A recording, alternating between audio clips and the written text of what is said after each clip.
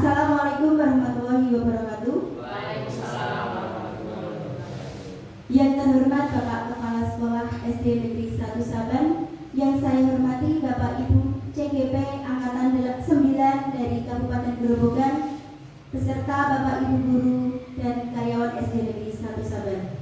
Puji syukur kehadirat Allah Subhanahu wa taala yang telah melimpahkan rahmat, hidayah serta inayahnya kepada kita semua, sehingga pada kesempatan ini kita dapat melaksanakan diseminasi praktik baik budaya positif SD Negeri 1 Saban Kecamatan Gubuk.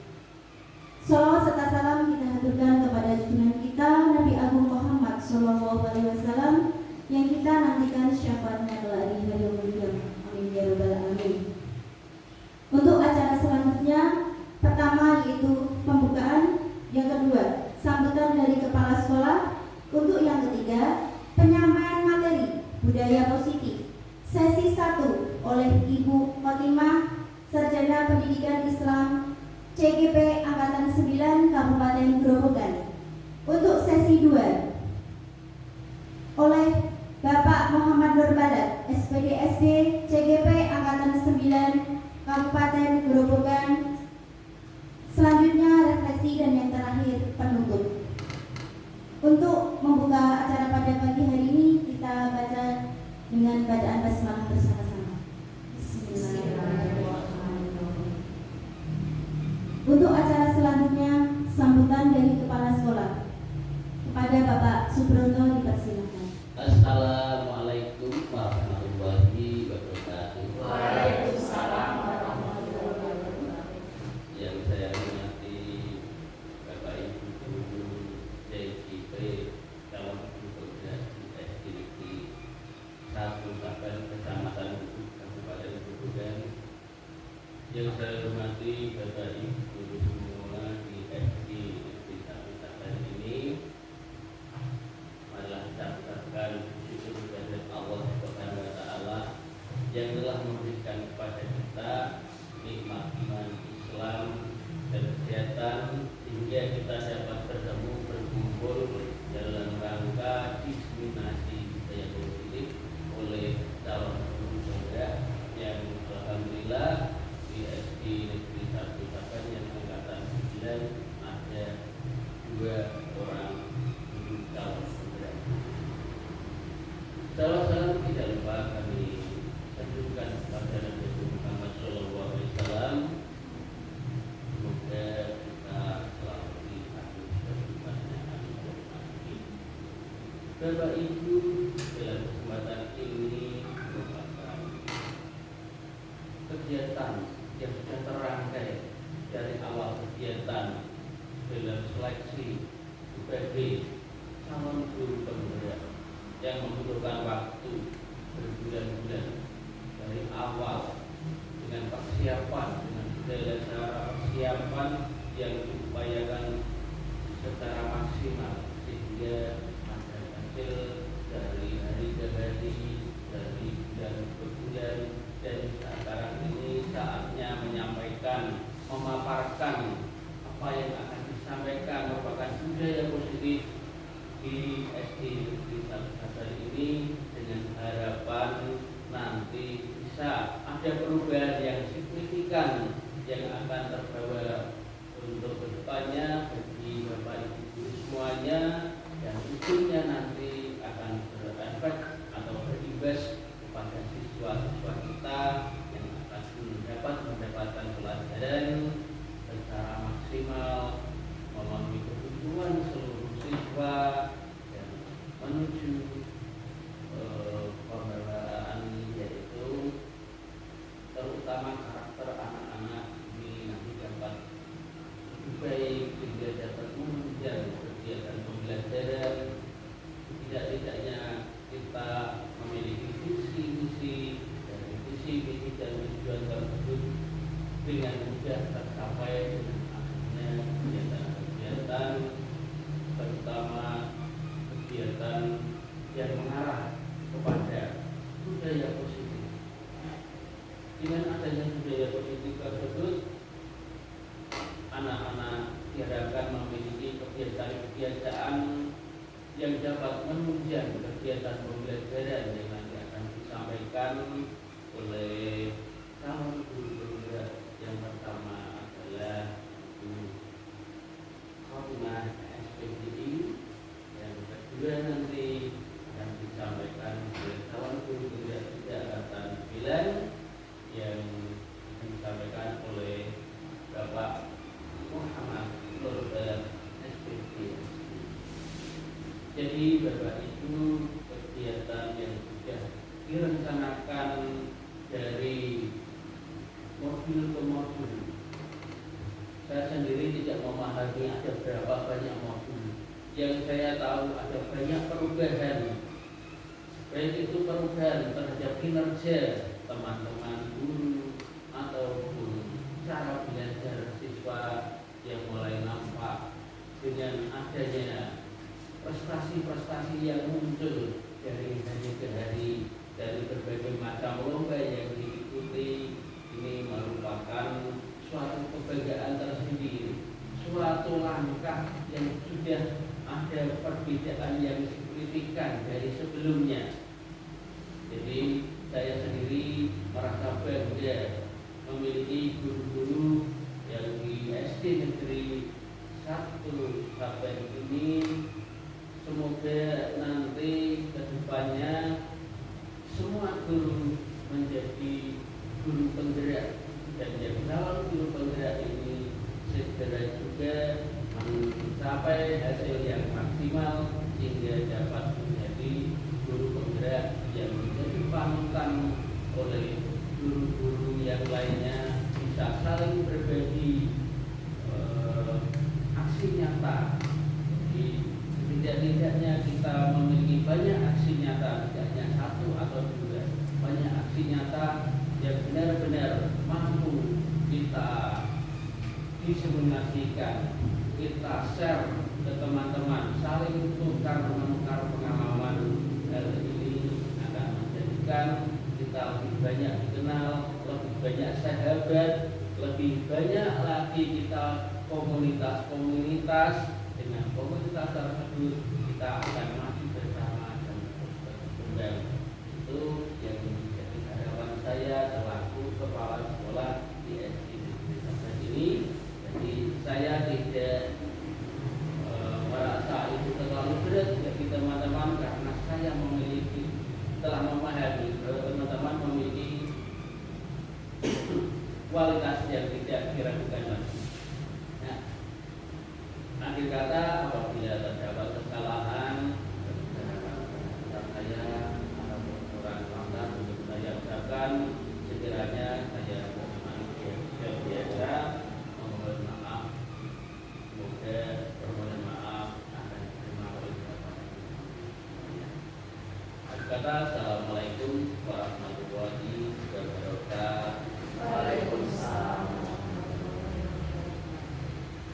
Terima kasih untuk penyampaian materi budaya positif sesi 1 oleh Ibu Khotimah. Dan selanjutnya untuk sesi 2, penyampaian materi akan dilanjutkan oleh Bapak Muhammad Nurbalan SPDSD CGP Angkatan 9 Kabupaten Grobogan. Dipersilakan.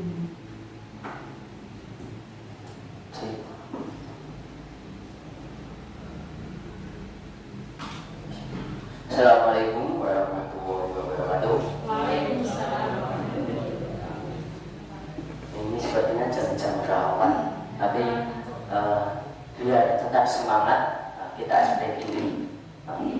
Siapa yang suka hati tepuk 3, siapa yang suka hati tepuk 2, siapa yang suka hati tepuk 1, tepuk 3, tepuk 2, tepuk 1, tepuk banyak. Bapak Ibu, pada kesempatan kali ini saya akan melanjutkan paparan materi tentang budaya positif. Seperti yang kita ketahui tadi, ada 6 entitas budaya positif, di mana Bu Khotimah tadi sudah menyampaikan 3 materi awal, yaitu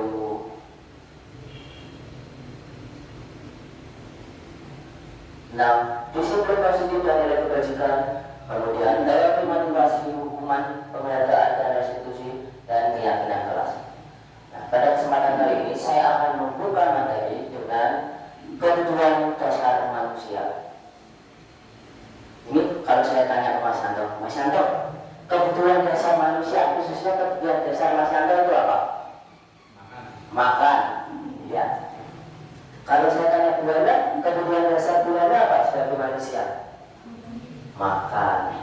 Kalau buana, kebutuhan dasar manusia, kebutuhan dasar buana makan. Mungkin munafik, kebutuhan dasar munafik makan. Ya.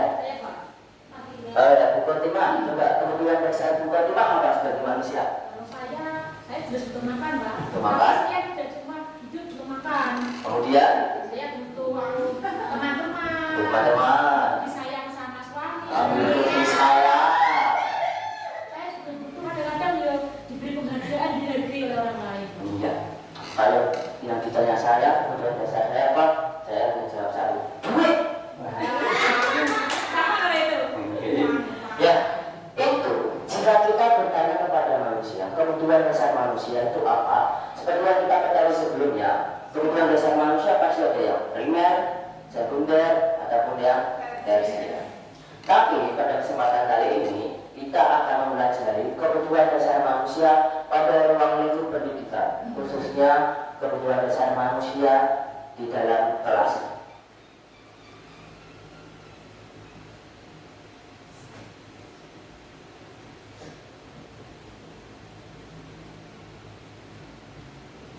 Nah, menurut Dr. William Glasser dalam choice theory-nya ada 5 kebutuhan dasar manusia, yaitu yang pertama bertahan hidup. Nah, tadi disebutkan kebutuhan dasarnya apa? Makan.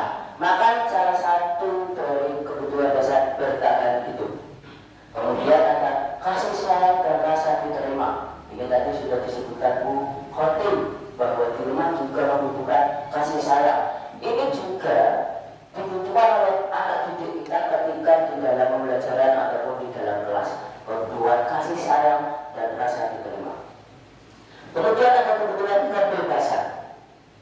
Dilanjutkan ada kebutuhan kesenangan dan kebutuhan penguasaan. Kelima kebutuhan ini seyogianya kita penuhi dalam kegiatan pembelajaran. Kebutuhan bertahan hidup adalah kebutuhan yang bersifat fisiologis untuk bertahan hidup, misalnya kesehatan, rumah, dan makanan. Jika kita analogikan dalam sebuah kasus dalam pembelajaran, kita sering melihat peserta didik kita kurang semangat. Jadi saat pembelajaran, ada anak mungkin yang pagi-pagi masih gelosoran, kepalanya ditaruh di meja, diam. Kita tidak menyadari, kita belum menanyakan kenapa anak tersebut berperilaku seperti itu. Setelah kita tanya, kita coba sharing, ternyata anak tersebut menjawab. Kita bertanya, kenapa kamu dalam pembelajaran kok kurang bersemangat, kepalanya sudah ditaruh di meja, lemas. Kemudian saya pusing, Pak, saya belum sarapan, Pak. Berarti anak tersebut belum memenuhi kebutuhan untuk bertahan hidup.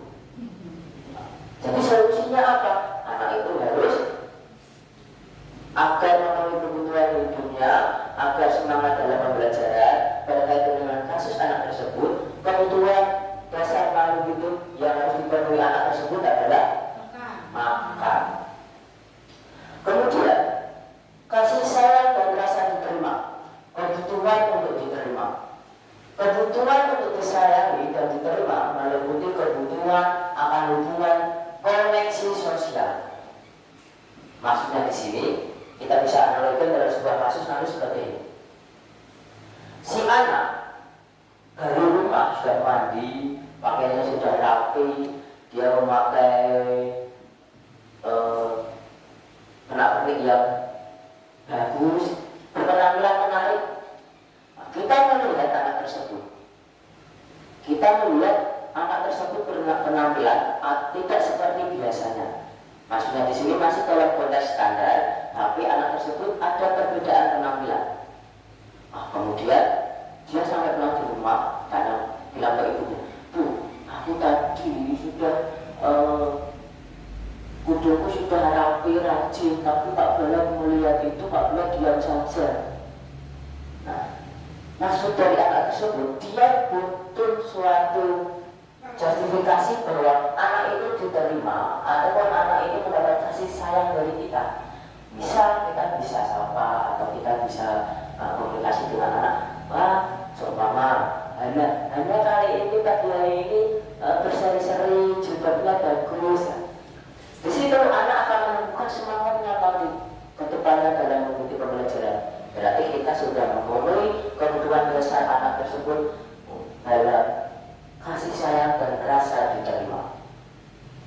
Kemudian kebutuhan penguasaan atau kebutuhan pengakuan atas kemampuan. Seumpama dalam pembelajaran anak tersebut sudah menghasilkan sebuah karya yang bagus, ditujukan kepada pak gurunya atau ditujukan kepada kita sebagai gurunya. Kita menyikapinya dengan dingin, dengan biasa saja.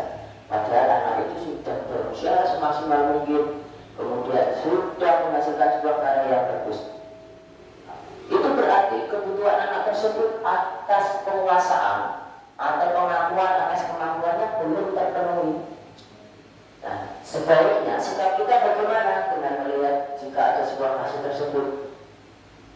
Ada anak yang sudah berusaha semaksimal mungkin mengerjakan tugas dengan baik, ditunjukkan kepada kita. Apa yang harus kita lakukan? Nah, kita bisa memberikan sebuah penekanan ke anak tersebut dengan mungkin kita bergerakkan anak tersebut secara individual, berhadapan langsung ke, wah, tugasmu kali ini bagus. Kedepannya pasti kamu juga akan bisa membuat seperti ini dengan baik lagi. Jadi anak itu sudah mendapatkan kebutuhan dasarnya, yaitu rasa penguasaan atau kebutuhan pengakuan atas kemampuannya sudah terpenuhi. Kemudian kebutuhan kebebasan, kebutuhan akan pilihan. Kebutuhan untuk bebas adalah kebutuhan akan kemandirian, otonomi, memiliki pilihan, dan mampu mengendalikan arah hidup seseorang. Jadi dalam konteksnya di sini bukan bebas hidup yang tidak terkendali, bukan. Analogi kasusnya seperti ini. Anak tersebut tadi, dia sudah kita identifikasi, dia belum sarapan, kemudian sudah sarapan. Jadi dia kembali bersemangat, istirahat, dia kembali untuk istirahat, untuk makan, sehingga kebutuhan dasar bertahan hidupnya sudah tercukupi, sudah makan, semangatnya tumbuh. Tapi pada jam berikutnya ternyata anak tersebut masih bersikap sama, yaitu kurang bersemangat, sikapnya masih biasa saja di tempat duduk. Nah, kita sudah mengidentifikasi tadi, loh, kebutuhan dasarnya bertahan hidup, makan sudah, kok masih bersikap seperti itu. Kita bisa bagi lagi, kita bisa tanya kepada anak tersebut. Nah, ternyata anak tersebut merasa saya tidak tertarik atau metode pembelajaran yang disampaikan Pak Guru itu tidak menarik Pak, saya bosan, makanya saya tiduran.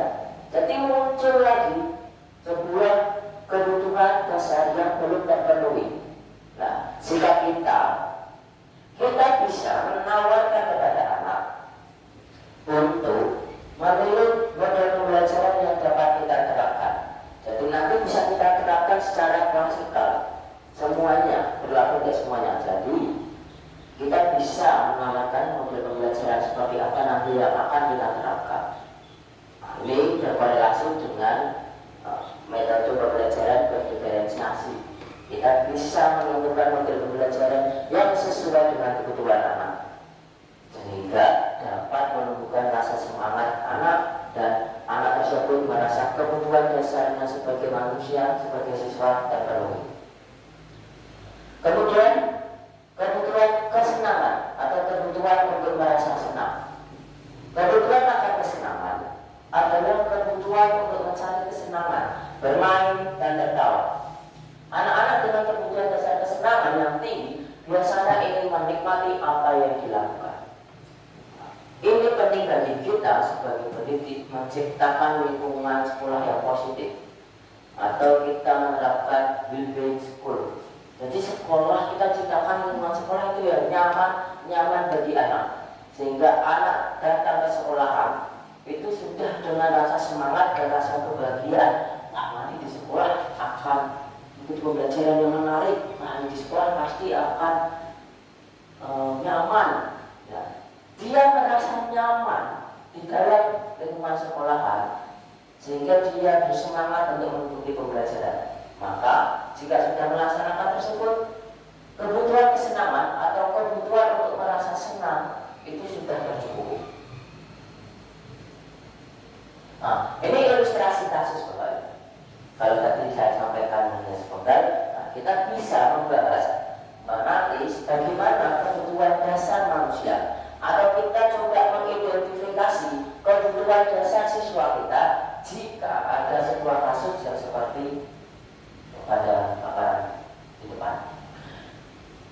Ibu Dani itu sedang menjelaskan pelajaran bahasa Inggris. Ini kita lihat ibu hanya sedang menjelaskan pelajaran bahasa Inggris. Namun beliau memperhatikan bahwa Fajar malah tidur-tiduran dan tampak acuh tak acuh pada pelajarannya. Kemudian Bu Dani itu berkata, Fajar, coba jawab pertanyaan nomor 3. Maju ke depan dan kerjakan di papan tulis. Fajar pun tampak malas-malasan maju ke depan, dan sesampai di papan tulis, Fajar hanya diam dan patuh sambil memegang buku bahasa Inggrisnya dan memainkan spidol di tangannya. Ayo Fajar, makanya cuma tidur-tiduran. Lain kali perhatikan. Sudah sana duduk kembali. Kira-kira siapa yang bisa? Fajar pun kembali duduk di bangkunya. Hal yang seperti ini sudah sering sekali terjadi pada Fajar. Seperti tidak memperhatikan, acuh tak acuh, dan nilai-nilainya pun tidak terlalu baik untuk pelajaran bahasa Inggris. Pada saat ditegur oleh Ibu Dani, Fajar hanya menjawab, tidak tahu Bu. Ibu Dani pun menjawab pilih, gimana kamu Fajar? Kamu tidak kasihan sama ibu ya? Sudah capek-capek mengajar kamu, tidak kasihan sama ibu. Fajar pun hanya diam menangis. Berdasarkan ilustrasi kasus di atas, coba kita identifikasi bersama kebutuhan dasar apa yang harus dipenuhi oleh Fajar.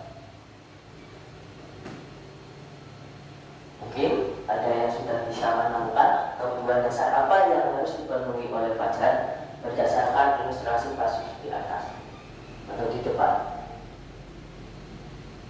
Ada yang bisa menjawab? Saya persilakan. Ini kita hanya sharing di Bapak Ibu, nanti tidak ada pembenaran sertifikasi benar atau salah. Kita belajar bersama. Kita memahami bagaimana 5 kontrol dengan bersama-sama. Jadi jangan ragu untuk menjawab. Kita belajar bersama. Ya, boleh. Ya, Bu Batuk silakan. Terima kasih. Monggo, Bu Batuk. Terima kasih. Saya akan mencoba menjawab. Sepertinya pada kasus tersebut Bu Dani kan tidak menanyakan pada Fajar ya Pak. Ya. Kenapa kok Fajar bersikap seperti Ya. itu? Maka dari itu kita sudah masih menerka-nerka ini. Alasannya Fajar kenapa? Tapi kalau menurut saya mungkin Fajar ingin kesenangan mungkin ya. Kesenangan, kebutuhan dasar kesenangan belum terpenuhi. Mungkin Fajar malas-malasan karena cara mengajarnya Bu Dani membosankan, tidak menarik. Jadi Fajar tidak bahagia selama pembelajaran. Makanya pun dia disuruh maju juga malas-malasan, disuruh menjawab juga aksesnya tidak tahu Bu, tidak tahu. Ya. Lalu Bapak Ibu yang lain akan ada jawaban yang lain. Terima kasih. Tepuk tangan dulu buat Bu Batuk.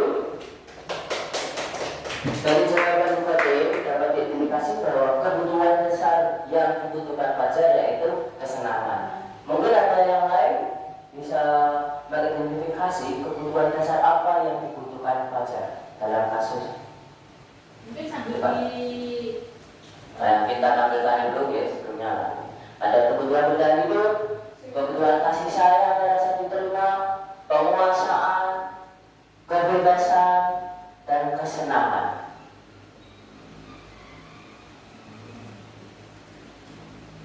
Fajar itu dia tidur-tiduran pada saat pembelajaran, malas-malasan.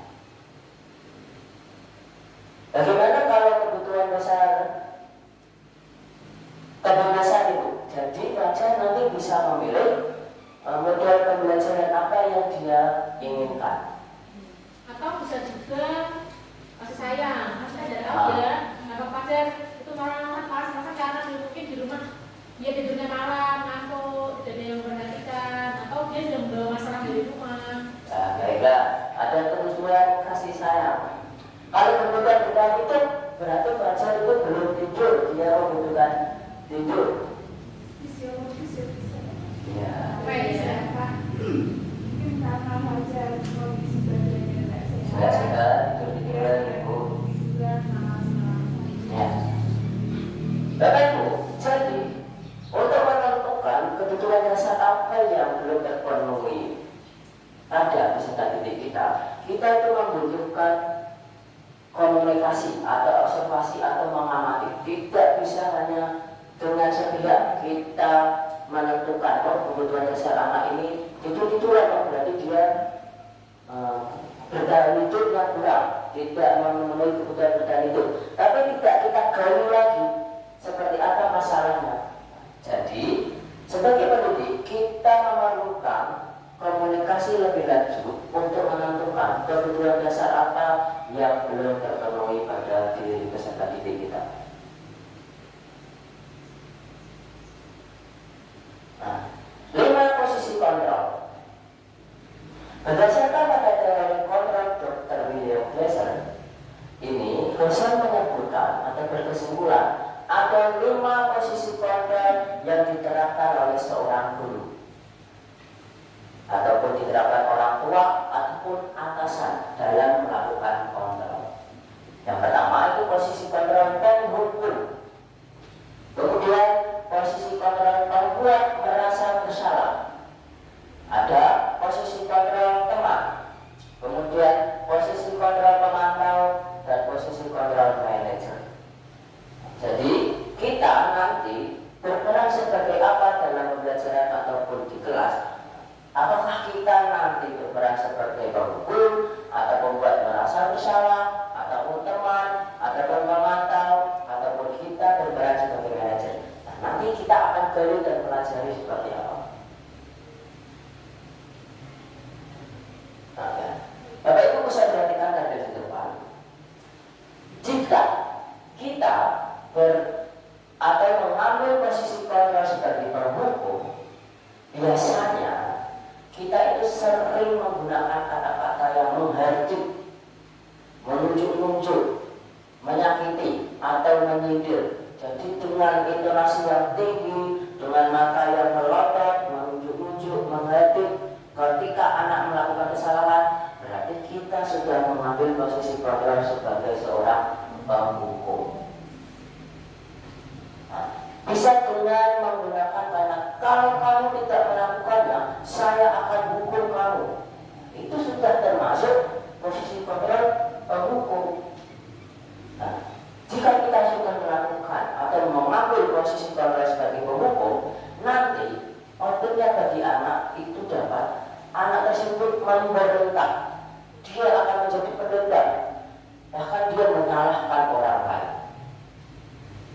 Kemudian posisi kontrol sebagai pembuat orang merasa bersalah. Nah, kita bisa menerapkannya dengan berceramah, kemudian kita menunjukkan kecewaan yang mendalam. Kita bisa menggunakan kata, kamu sudah mengecewakan Bapak Ibu. Nah, itu sudah termasuk posisi kontrol sebagai pembuat orang merasa bersalah. Jadi, jika mungkin ada kasus di kelas kita, anak-anak melakukan kesalahan, nah, kita sudah menggunakan kata atau kita berkomunikasi dengan menggunakan kata, kamu tidak kasihan sama ibu sudah capek-capek mengajar kamu, nanti ibu dimarahi oleh kepala sekolah. Nah, itu kita menunjukkan posisi kontrol kita sebagai seorang atau pembuat orang merasa bersalah. Hasilnya menyembunyikan, menyangkal ataupun berbohong. Anak-anak tersebut ini bisa dia akan menyangkal atau berbohong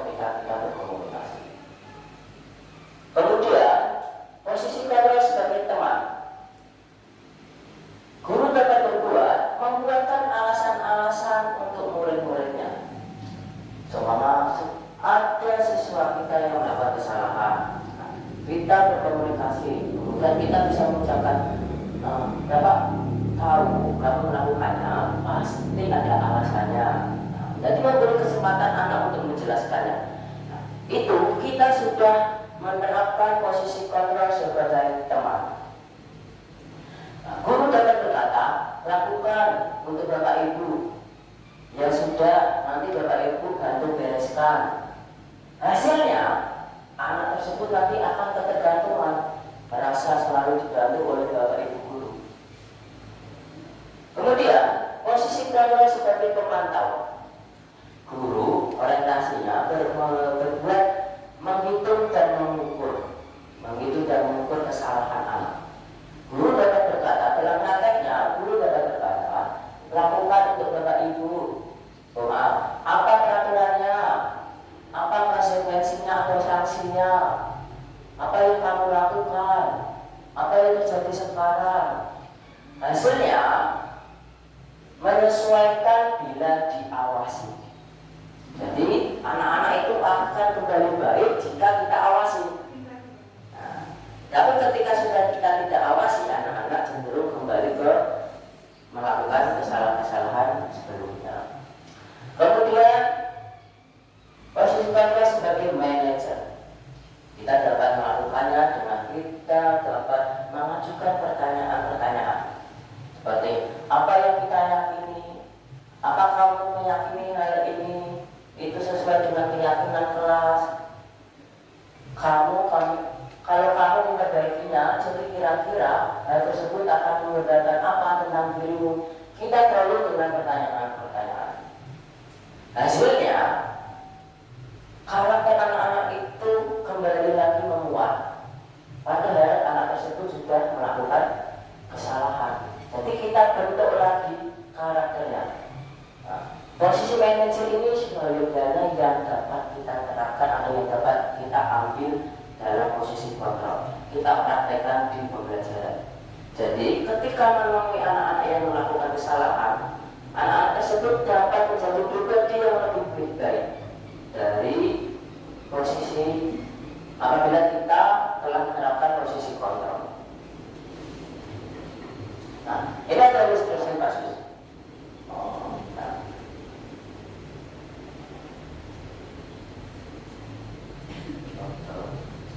Nah, ini ilustrasi kasusnya masih seperti posisi kasusnya Fajar.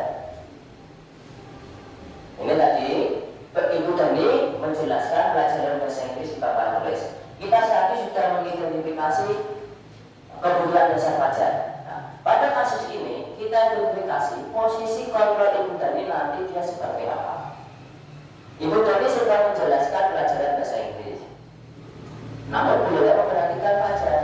Kita bisa cermati pada kalimat, ayo Fajar, makanya jangan tidur-tiduran. Lain kali perhatikan, sudah sana duduk kembali. Ada juga pernyataan dari Ibu Dani, gimana kamu Fajar? Kamu tidak kasihan sama ibu ya? Dari apa yang sudah dipraktikkan oleh Ibu Dani, dapat kita analisa identifikasi posisi apa yang diambil oleh Ibu Dani, posisi kontrol apa yang diambil oleh Ibu Dani. Mungkin bisa jawab.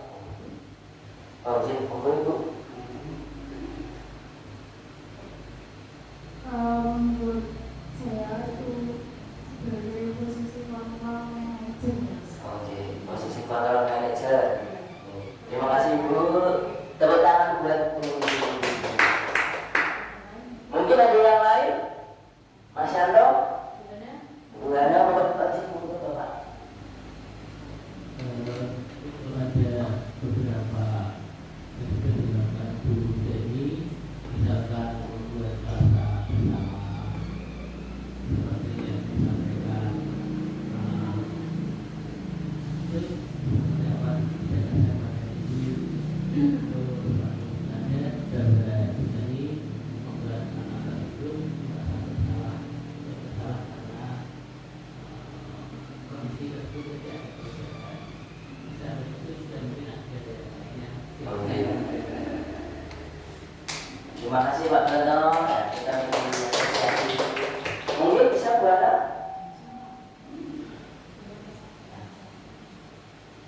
cukup ya. Dari ilustrasi kasus ini tadi ada yang berpendapat bahwa posisi kontrol yang diambil Ibu Tani itu sebagai manajer, kemudian juga posisi kontrol sebagai pembuat merasa bersalah. Mungkin juga bisa posisi kontrol Ibu Tani itu sebagai ayo baca, makanya jangan tiduran. Tidak tahu Bu, Ibu Tani menjawab, gimana kamu baca, kamu tidak kasihan sama ibu ya? Ini yang mungkin paling penekanan bahwa posisi kontrol yang diambil Ibu Fajar itu adalah membuat merasa bersalah. Jadi dengan statement atau perkataan Ibu Dhani seperti ini, itu menunjukkan bahwa Ibu Dhani mengambil kontrol sebagai orang membuat merasa bersalah.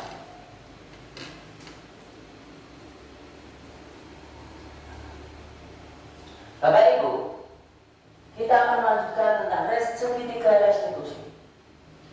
Segitiga restitusi adalah proses menciptakan kondisi bagi murid untuk memperbaiki kesalahannya, sehingga mereka bisa kembali pada kelompok mereka dengan karakter yang lebih kuat.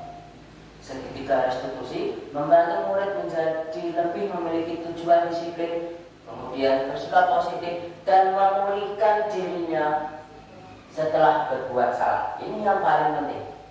Jadi ketika anak-anak kita sudah melakukan kesalahan, jadi kita tidak semena-mena menghukum yang membuat psikologis anak itu jatuh down sehingga akan berakibat fatal ke depannya. Kita harus melakukan segitiga restitusi untuk membangkitkan kembali karakter anak dari yang melakukan kesalahan yang gagal, kemudian akan menjadi orang yang sukses dengan memperbaiki kesalahan. Adapun tahapan segitiga restitusi, yang pertama, menstabilkan identitas, kemudian validasi tindakan yang salah, dan menanyakan keyakinan. Ini sepertinya supaya lebih bersemangat kita bisa melakukan tepuk restitusi. Nanti mungkin Bapak Ibu bisa mengikuti saya, ya, bisa berdiri sambil lebih bersemangat. Mengingat di jam-jam rawan kita tetap merawat semangat.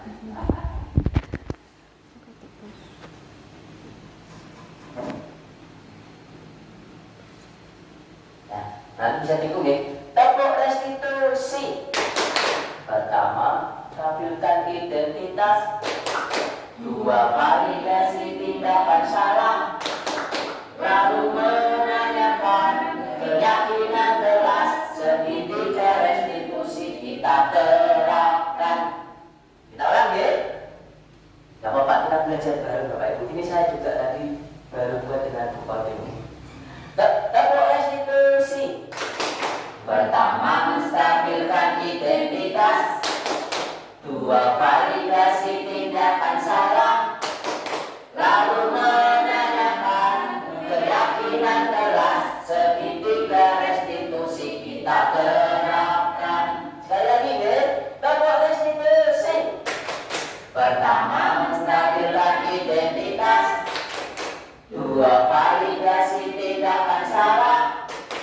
Lalu menanyakan keyakinan jelas. Segitiga restitusi kita terapkan. Terima kasih, tepuk tangan buat kita semua.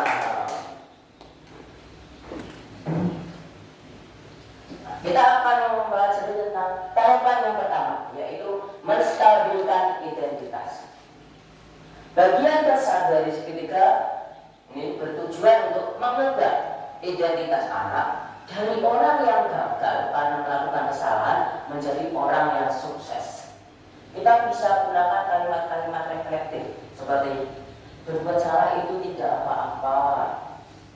Kita tidak membenarkan bahwa anak tersebut selalu melakukan kesalahan, tapi kita bisa mengubah psikologis anak dengan kita berkomunikasi dengan kalimat berbuat salah itu tidak apa-apa.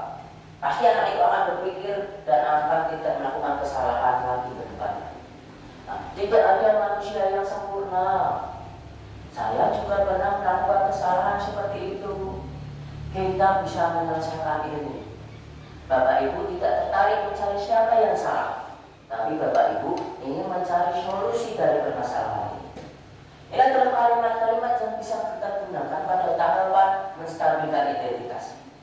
Jadi kita bisa membuat anak yang semula merasa bersalah, dan kita bisa kuatkan lagi untuk menjadi anak yang sukses ke depannya. Kemudian, validasi tindakan yang salah. Jika kita menggunakan kata valid, berarti kan asumsi kita itu benar. Jadi membenarkan tindakan yang salah, berarti tindakan yang salah itu boleh, benar. Nah, konsepnya tidak seperti itu, Bapak Ibu. Menurut teori kontrol, seorang guru harus mengubah pandangannya dari teori stimulus respon ke cara berpikir proaktif yang menggali tujuan dari setiap tindakan yang dilakukan siswa. Jadi kita melihat siswa kita melakukan kesalahan, kita validasi tindakan yang salah tersebut, kita cari tahu apa yang mendasari anak tersebut melakukannya. Nah, contoh kalimat yang bisa kita gunakan pada saat validasi tindakan yang salah antara lain, kamu pasti punya alasan mengapa melakukan hal itu.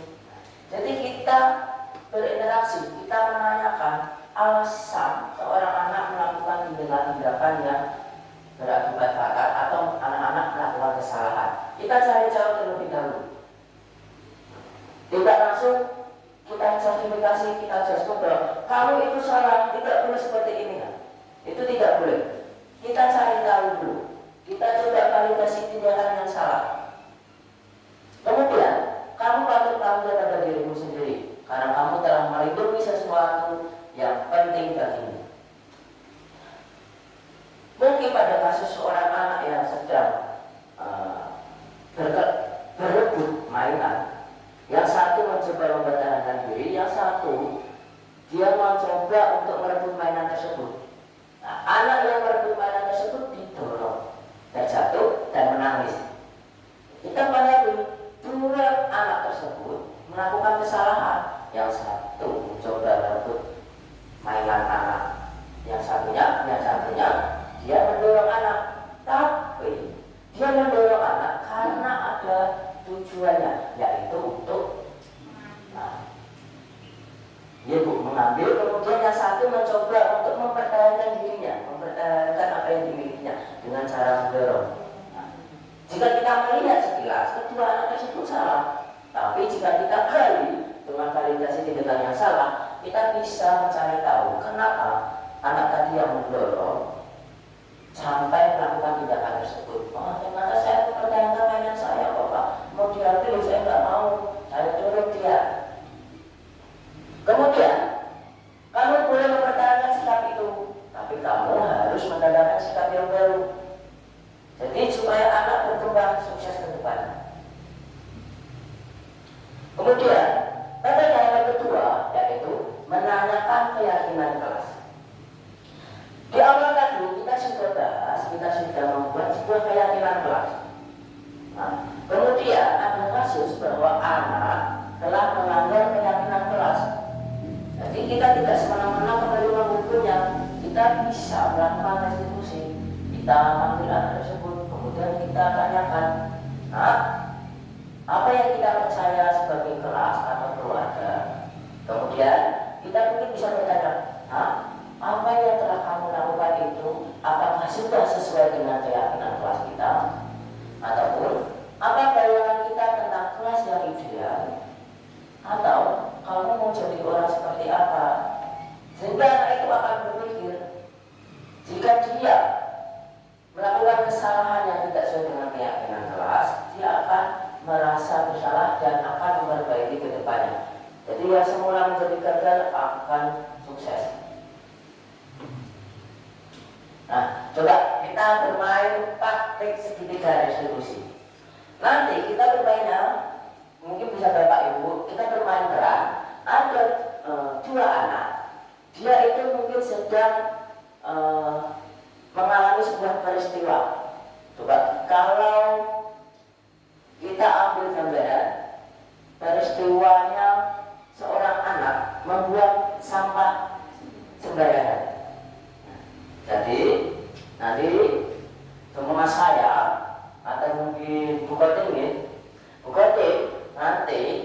sebagai seorang siswa, Bu Khotim membuang sampah sembarangan. Kemudian dari kejauhan, saya sebagai gurunya itu tidak sengaja melihat apa yang dilakukan dari Bu Khotim. Kemudian saya coba nanti panggil Bu Khotim, kita melakukan segitiga restitusi. Ini coba kita praktekkan secara live-nya supaya nanti juga kita bisa terapkan di kelas jika anak sudah didik kita. Oh ya, sama pendidikan ya. Oke. Pendidikan sebagai siswa. Oke, baik. Makasih. Yang di sini tidak apa-apa ya. Mungkin ini contohnya ini ya, supaya kita bergerak sedikit.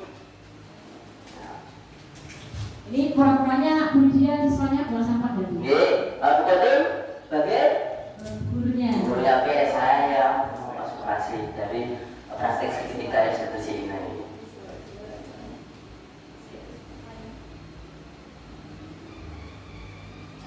Ya, coba. Wah, jadi kasusnya dia membuang sampah sembarangan. Mbak Lydia. Iya, Bu Khotim. Coba sini sama Pak Guru. Iya, Bu.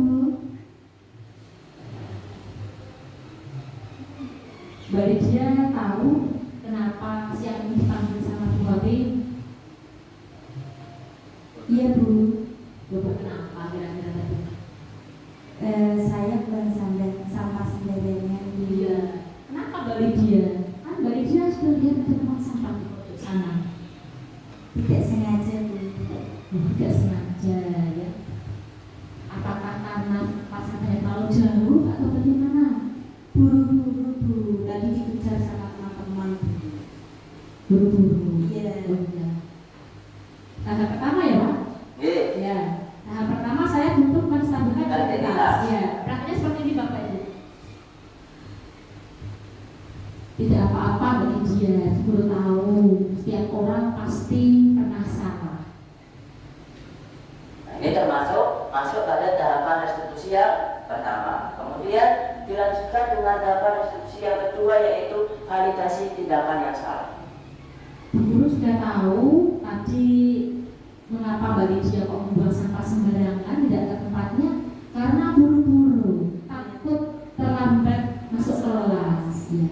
Tapi Mbak Lydia, apakah perbuatan yang dilakukan Mbak Lydia ini sudah sesuai dengan keyakinan kelas kita? Belum, Bu. Mbak Lydia masih ingat apa keyakinan kelas yang sudah kita buat? Masih, Bu. Apa? Coba.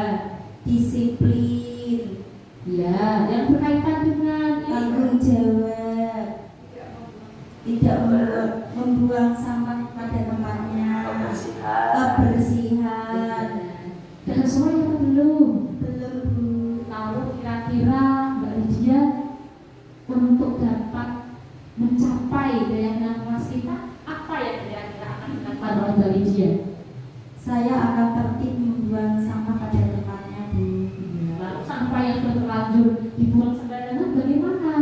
Saya akan ambil, kemudian saya buang ke tempat sampah, Bu. Apakah Mbak Lydia yakin besok tidak akan mengulanginya lagi dan membuang sampah ke tempatnya? Yakin, Bu, saya akan membuang sampah ke tempatnya. Ya, terima kasih Mbak Lydia. Semoga besok nanti tidak terulang dan tetap kita junjung tinggi nilai-nilai keyakinan kelas kita. Baik, Bu. Terima kasih, Bu Monika. Iya. Ya, terima kasih pada Bu Khotim dan Bu Lydia. Tepuk tangan buat semua.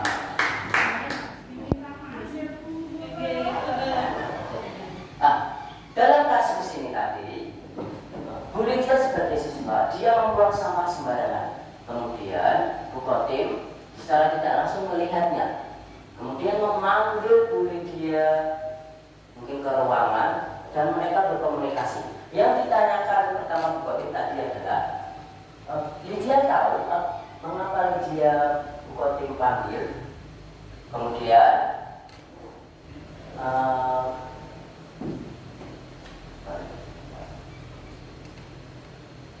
itu termasuk dalam menstabilkan identitas. Lydia semuanya, tadi kebetulan Lydia langsung sadar diri bahwa dia itu dipanggil karena dia telah berbuat salah.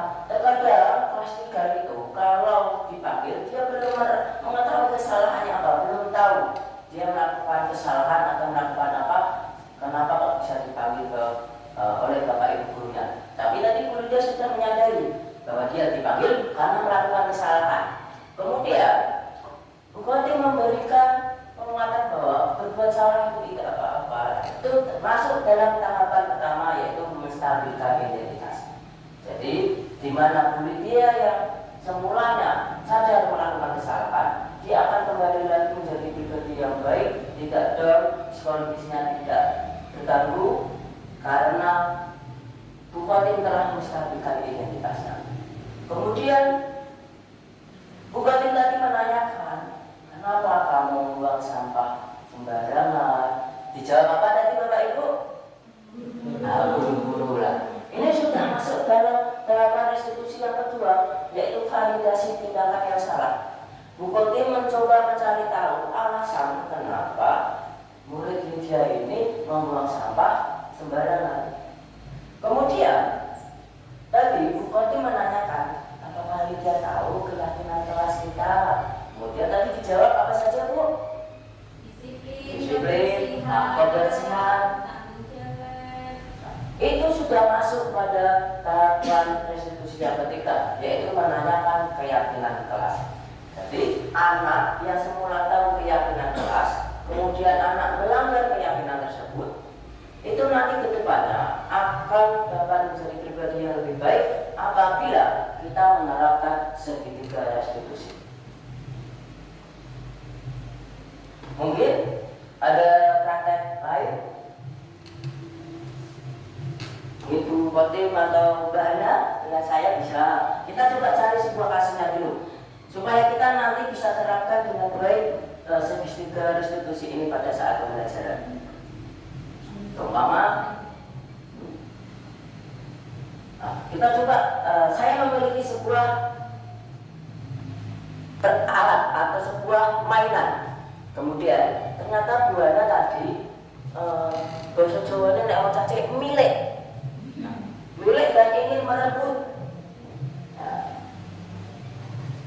Kemudian saya tidak sengaja itu mendorong ataupun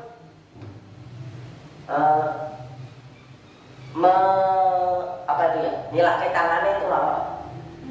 Menyingkirkan tangannya sehingga sampai membuat Hana ini menangis. Nah, kejadian ini dilihat oleh Bu Khotim. Nah, nanti Bu Khotim coba menerapkan restitusi pada kami. Gitu ya. Coba Bu Hana bisa. Saya tahu Bu Hana yang punya, Bu Hana aja yang punya mainan. Biasanya cara anak sing milih anak ya. Ya sama Bu Hana, Pak. Sama Bu Hana aja ya. Jadi kita punya aktor Bu Hana dan Bu Hana. Teman-teman biar bisa praktek semua di kelasnya masing-masing kalau Kita bisa menerapkan sedikit restitusi apabila kita ya bukan dulu pura-puranya. kita konsepnya atas sebuah permasalahan kasusnya. Bu Hana mempunyai benda yang berharga, mainan baru yang dijual di rumah. Tempat pensil.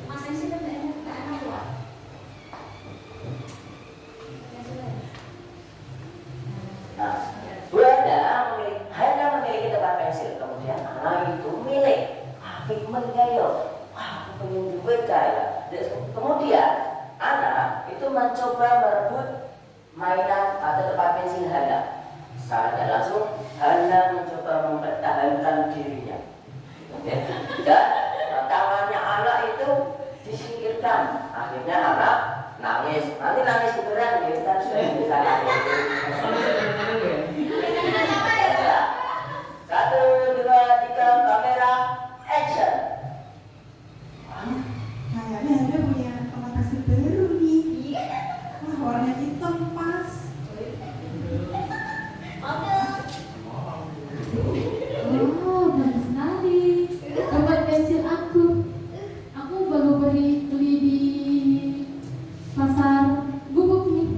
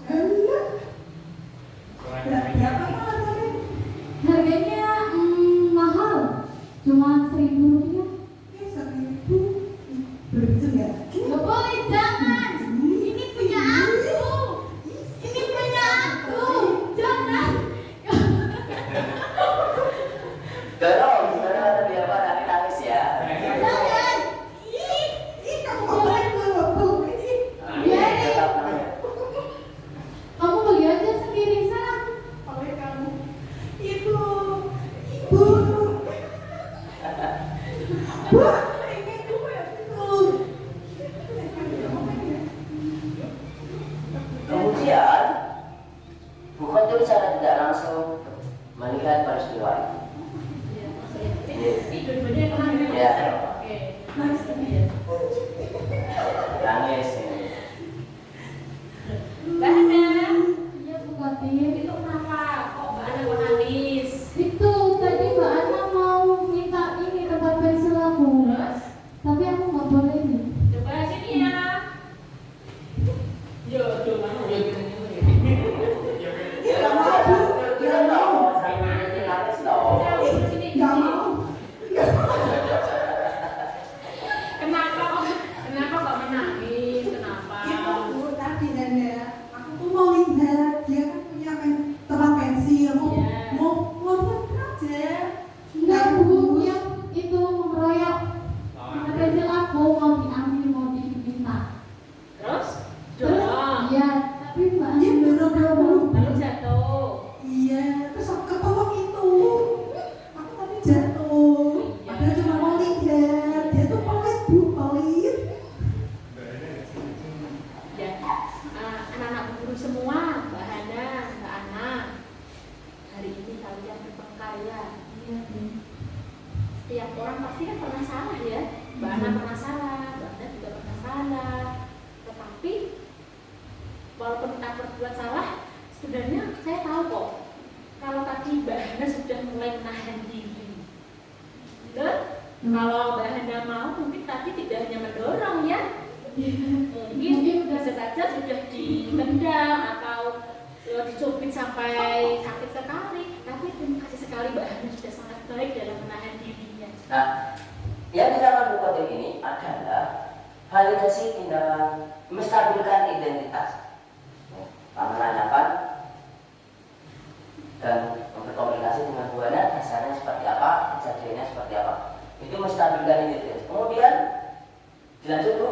Ya, baik. Tapi Mbak Hana, walaupun Mbak Hana sudah berusaha menahan diri, tapi saya mungkin tahu Mbak Hana bisa melakukan yang lebih baik dari ini. Begitu juga dengan Mbak Ana. Betul? Iya, kan nanti kan Mbak Ana mestinya kan bisa memidamkan diri kita, ya. Mbak Ana juga mestinya bisa sedikit lebih bersabar. Betul? Nah, apakah anak-anak masih ingat apa keyakinan kelas yang sudah kita buat kemarin? Masih Bu. Apa coba Mbak Hana? Tahapan ini adalah menanyakan keyakinan kelas. Apa Mbak Hana keyakinan kelas kita? Saling Saling menghormati, saling menyayangi. Iya, apalagi Mbak Hana coba Sabar Bu. sabar. Apakah yang dilakukan oleh Mbak Hana tadi sudah menunjukkan sikap menghargai teman, Belum Bu. menyayangi teman belum? Kan tadi mendorong, tidak sayang sama teman, ya. Apakah yang dilakukan oleh Mbak Ana sudah menunjukkan sikap menghargai teman? Belum Bu. Belum. Kan tadi minjamnya maksa, ya. Kalau mau minjam sesuatu harus minta izin. Setelah diberi izin baru diminta. Kan? Lalu bagaimana Mbak Hana cara menyelesaikan masalah ini? Itu tangannya Mbak Ana sampai sakit jatuh, berdarah ya Mbak Ana ya. Sakit Bu. Iya. Bagaimana Mbak Hana cara menyelesaikan masalah ini? Minta maaf Oh sama iya, mau minta maaf. Setelah minta maaf apa lagi Mbak Hana? Itu kan berdarah tangannya tuh, berdarah tuh. tolong orang UKS. Oh iya, teman-teman UKS besok lagi. Tidak sebaiknya anak-anak saling menyayangi, saling menghargai. Ingat keyakinan kelas kita ya. Tidak boleh saling pukul, jangan saling mengejek ya. Tapi saling menghargai dan saling menyayangi. Ya, yuk silakan Mbak Hana minta maaf kepada Mbak Ana. Besok main bareng lagi, jangan bertengkar ya. Mau UKS ya. Ya, Mbak Hana juga bakal ke UKS ya. Warung lagi. Ini saya yang senang minta lebih bisa sabar. Ya. Aktor artis semuanya pemain drama nanti bisa meraih piala citra ini tadi. Dari segitiga institusi yang diterapkan tadi, ada satu hal lagi yang menarik Bapak Ibu, yaitu bagaimana kita dapat melibatkan peserta didik melakukan sesuatu untuk mencari solusi. Seperti tadi ditanyakan, bagaimana cara Bu Hana untuk memperbaikinya atau cara Bu Hana minta maaf kepada Bu Ana. Nah, bisa dijawab dengan saya bisa membawanya ke ruang UKS Bu, kita berarti lukanya karena tadi sudah luka. Itu salah satu contoh bahwa kita dapat menerapkan segitiga restitusi, yaitu juga dapat melibatkan anak untuk memecahkan permasalahan. Bapak Ibu, dari apa yang telah saya sampaikan, semoga kita dapat menerapkan segitiga restitusi pada pembelajaran ataupun menerapkan segitiga restitusi saat di kelas, sehingga nanti anak, kembali lagi, anak yang melakukan kesalahan itu dapat kembali lagi menjadi anak yang lebih baik. Dari mindset kita, anak yang berbuat salah, kembali dia akan menjadi anak yang akan sukses ke depannya. Maka dari itu, pentinglah kita dapat menerapkan segitiga restitusi pada kelas ataupun pada pembelajaran. Mungkin ada yang ditanyakan Bapak Ibu sebelum saya akhiri sesi ini. Oh ya, silakan Bu Ana. Setelah bergerak-geriknya, sekarang bertanya nih. Terima kasih atas waktunya.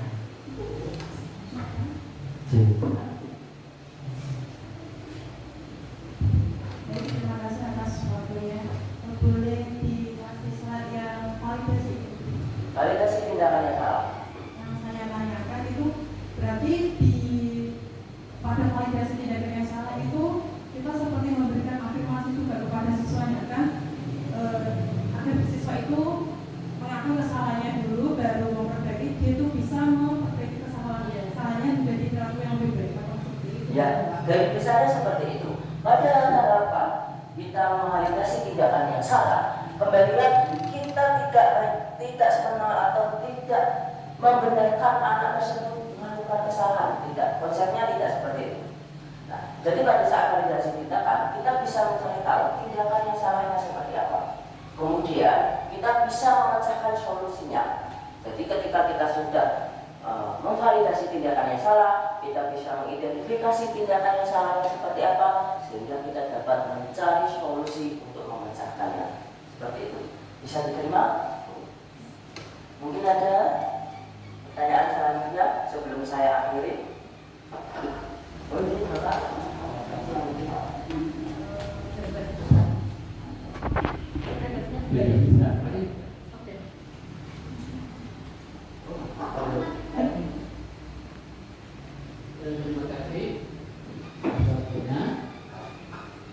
Bapak Ibu, ini kan banyak cerita juga selalu dua kali. Apalagi kejadian ini menyangkut kelas kerja, pemikiran anak-anak juga diminta saat itu dapat ada anak cerita yang saat itu nangis meraung-meraung minta orang-orangnya datang. Nah, hal-hal semacam ini ada kalau anak itu sudah meninggal itu ditangani apalagi oleh teman-temannya atau gurunya. Ini kasus-kasus seperti itu pernah terjadi dan saya sendiri melihat itu didatangkan orang tuanya juga tidak bisa mengatasi sampai yang terjadi itu tangannya diikat pada pohon oleh salah satu guru karena saking bandelnya dan ayahnya juga melihat itu karena ayahnya datang itu justru dilempari pakai batu pakai apa itu karena dulu itu gurunya sudah tidak bisa mengatasi. Dalangan yang seperti ini seperti apa nanti cara mengatasinya. Terima kasih Bapak. Tapi ini yang lebih menarik itu dari kasusnya yang disampaikan Pak Bono, orang tuanya pun menyadari bahwa anaknya itu berbuat salah. Karena sekarang itu banyak kejadian anaknya berbuat salah, tapi orang tuanya tidak menyadari dan tidak mau anaknya itu disebutkan sebagai orang yang bersalah tadi yang melakukan kesalahan. Tapi dari kasus yang disampaikan bahwa anak itu saking bandelnya sampai diikat di pohon, sampai orang tuanya pun datang tidak bisa mengatasi. Nah, ini kita bisa, mungkin Bapak, kita bisa berkolaborasi dengan orang tua. Karena tadi di depan bahwa segitiga restitusi itu bisa diterapkan tidak hanya di kelas, tidak hanya guru, tapi juga segitiga restitusi tersebut. Jadi komunikasi kita bisa kita intens lebih lanjut kepada orang tua. Kita berkomunikasi tentang anak di kelas ini melakukan kesalahan seperti ini loh Bapak. Jadi nanti orang tuanya menyadari, orang tuanya tahu bahwa anak tersebut di sekolah melakukan kesalahan dan bisa orang tuanya melakukan segitiga restitusi di rumah. Jadi kalau kita tidak pernah komunikasi mungkin, jadi orang tua tidak tahu permasalahan apa yang dialami anaknya tadi di sekolahan. Jadi dianggap biasa-biasa saja, tidak ada masalah anak tersebut di rumah, di sekolahan. Tapi ketika kita bisa berkomunikasi secara intens dengan wali murid, kita sudah treatment, kita sudah lakukan segitiga restitusi di kelas. Kemudian kita komunikasi dengan wali murid. Maksudnya Bapak Ibu tadi di kelas 3 pada saat jam istirahat ada kejadian si A sedang gini-gini dengan si B. Nah, kebetulan si A itu anaknya. Jadi nanti mungkin bisa Bapak Ibu memberi pengarahan kepada si A ketika di rumah. Jadi nanti orang tuanya pun tahu. Ternyata saya dapat SMS dari Pak gurunya tadi ada kegiatan atau anak saya melakukan kesalahan ini. Nah, nanti di rumah wali murid bisa melakukan segitiga restitusi. Nah, Ricky, ngerti kenapa Bapak panggil Ricky? Tidak tahu Pak. Itu satu. Jadi bisa menanyakan dulu. Kemudian tadi Bapak dapat SMS dari Pak Guru, katanya kamu melakukannya seperti ini di kelas. Kita bisa gali dan orang tua bisa melakukan segitiga restitusi di rumah. Dari itu, pertama menstabilkan identitas, kemudian orang tua juga bisa untuk memvalidasi tindakan yang salah, dan orang tua bisa menindaklanjuti dengan menanyakan keyakinan kelasnya. Bahkan juga jika di rumah tersebut ada peraturan, ada keyakinannya, juga bisa dikorelasikan dengan keyakinan yang ada di rumahnya. Jadi garis besarnya Bapak, mungkin bisa komunikasi lebih intens kepada wali murid untuk memecahkan masalah yang dialami anak secara bersama-sama. Jadi kita berkolaborasi dengan orang tua atau wali murid. Mungkin itu yang bisa saya sampaikan. Bapak Ibu, demikian praktek ataupun materi budaya positif yang saya sampaikan ataupun Bu Khotim sampaikan tadi. Semoga dalam diseminasi kali ini kita dapat mengambil sebuah manfaat bahwa kita itu penting untuk melakukan segitiga restitusi, sehingga semoga setelah diseminasi kali ini kita dapat menerapkannya pada pembelajaran ataupun pada kelas kita. Demikian lepat kepat kesepuh santai menawi lepat lamun namun. Assalamualaikum warahmatullahi wabarakatuh.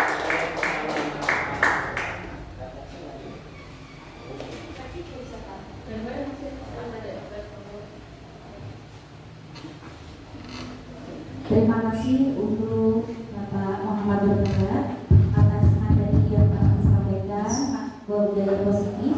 Untuk selanjutnya yaitu acara refleksi dari acara hari ini. Yes. Terima kasih Bapak Ibu Guru, masih semangat sampai siang, kita sudah jam 1 di 12 menit ini. Sesi terakhir adalah kita refleksi Bapak Ibu. Refleksi ini meliputi apa yang sudah Bapak Ibu Guru lakukan hari ini, kemudian apa pelajaran yang Bapak Ibu peroleh, serta yang ketiga adalah apa rencana tindak lanjut yang akan Bapak Ibu laksanakan setelah menerima pembelajaran di siang hari ini. Siapa yang ingin melakukan refleksi? Salah satu dulu. Bu Ija. Baik, terima kasih atas kesempatan yang diberikan kepada saya untuk refleksi kegiatan pada hari ini, yaitu tentang budaya positif. Jadi kita sebagai guru ternyata memang perlu adanya budaya positif yang selalu diberikan komitmen kepada anak. Jadi tidak hanya 1 kali 2 kali, tapi berkesinambungan, konsisten dalam pelaksanaannya. Kemudian itu kita harus mengetahui juga keyakinan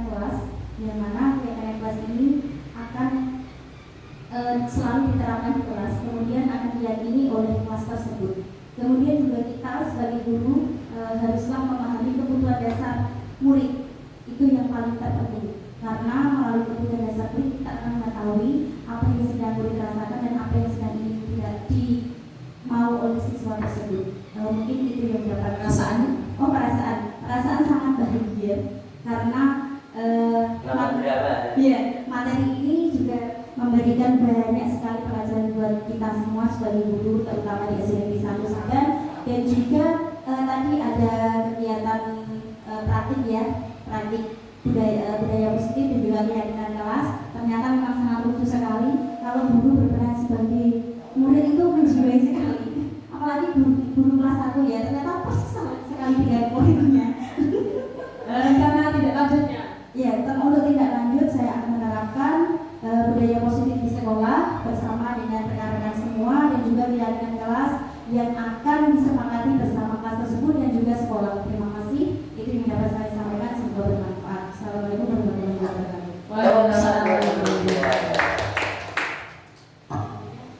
Mungkin ada satu lagi yang merefleksikan apa yang kita laksanakan. Perasaannya bagaimana? Lalu pelajaran apa yang Ibu peroleh pada siang hari ini? Lalu tidak lanjut atau rencana kedepannya? Perasaan dulu berarti. Perasaannya bagaimana selama mengikuti sesi siang ini? Atau Bu Nafi mungkin? Hanya perasaannya nanti seperti apa, yang menarik apa, kemudian rencana tidak lanjut apa. Perasaan dulu Bu Nafi, bagaimana perasaannya mengikuti sesi diseminasi pada siang? Perasaan hari ini senang. Ya. Mengapa Bu Nafi senang? Bisa menambah wawasan untuk masukan buat saya sendiri sebagai guru, ya. Lalu pelajaran apa yang Bu Nafi peroleh dari sesi pembiasaan hari ini?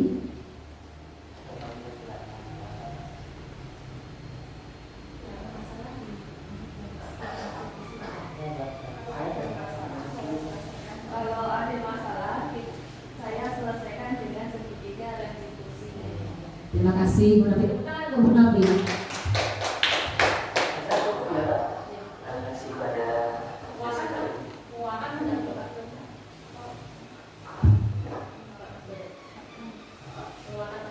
Baiklah Bapak Ibu, semoga dari apa yang kami sampaikan pada kesempatan kali ini dapat menjadikan kita guru yang dapat memenuhi kebutuhan dasar manusia, khususnya kebutuhan dasar murid. Kemudian kita dapat mengambil posisi kontrol yang terpuncak yang tertinggi, yaitu posisi kontrol manajer, meskipun harus melalui beberapa tahapan. Belajar terus. Intinya kita tetap semangat untuk pembelajaran atau pendidikan yang berpihak kepada murid. Tepuk tangan buat kita semua. Nah, yang terakhir, Bapak Ibu, terima kasih atas waktunya, atas perhatiannya, antusiasnya untuk mengikuti diseminasi budaya positif dari saya, Ibu Fatimah, dan juga Bapak Muhammad Ibadah. Semoga SD Negeri 1 Saban semakin jaya dan luar biasa.